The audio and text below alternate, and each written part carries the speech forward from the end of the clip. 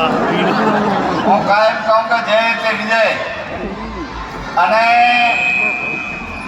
આજે આ નવનિર્માણ હાઈસ્કૂલ અને આપણા ટાબરિયાનો ટવકો હોય આદરણીય જગદીશભાઈ સિંધવ જેવાનું અધ્યક્ષસ્થાન હોય, આ મહાનુભાવોની બધાની હાજરી હોય ને જયનાથ કરો, આનંદ આનંદ થઈ જાય. આજે બોલો ભારત માતા કી જય. હા, ખૂબ સરસ. આજે રાધનપુરના આંગણે નવનિર્માણ વિદ્યા મંદિર દ્વારા દર વર્ષની જેમ આજે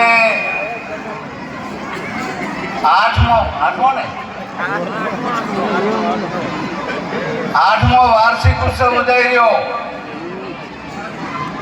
એમાં અહીંયા સ્ટેજ ઉપર જેનું અધ્યક્ષ સ્થાન છે એવા જગદીશભાઈ સિંધવ સાહેબ, મારા મિત્ર ધરતી હોટલના માલિક આદરણીય નાનુભાઈ, અન્ય બીજા સ્ટેજ ઉપર બિરાજમાન મુરબી વડીલો, આપણા આ શાળામાં વાલીઓ, વધાર્યા વડીલો, માતાઓ અને વાલા બાળક, ખૂબ જ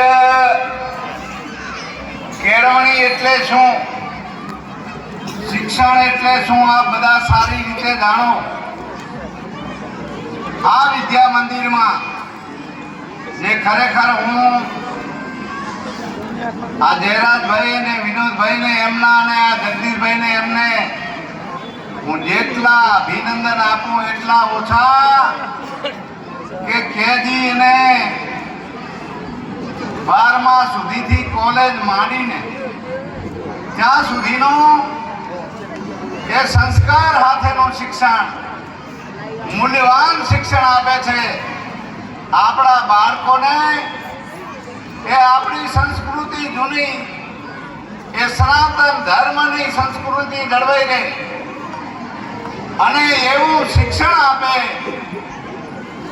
એવા નવનિર્માણના અધ્યક્ષને, ટ્રસ્ટીગણને હું ખરેખર શુભકામના આપું છું કે આ બાળકોને પોતાના માનીને, આ નવનિર્માણના બાળકો એ મારા છે, મારા પણ આ ભાવથી જે ખરેખર એ આપણા બાળકોને શિક્ષણ આપે છે. અને મારે વધારે સમય નથી લેવો, કારણ કે તમે બધા જાણો છો કે આજે અમારે એનો દિવસ છે અને આ બધી વાત કહેવાય એટલે એ તો ના કાંઈ શબ્દ વપરાય, પણ આજે ઉજાગરો છે. રામને ઘરે દીવા અને સીતાને ઉજાગરો એવી વાત છે. પણ જ્યારે શિક્ષણની વાત આવે એટલે હું ગમે એવા પ્રોગ્રામ હોય તો શિક્ષણમાં પહેલો જાઉં. કેમ કે શિક્ષણ વગરનો કોઈ ઉધાર નથી. આપણા બાળકોને વ્યવસ્થિત રીતે ટાઈમ ટુ ટાઈમ પ્રમાણે અહીંયા શાળામાં મોકલીએ, કારણ કે આ શિક્ષણને આચાર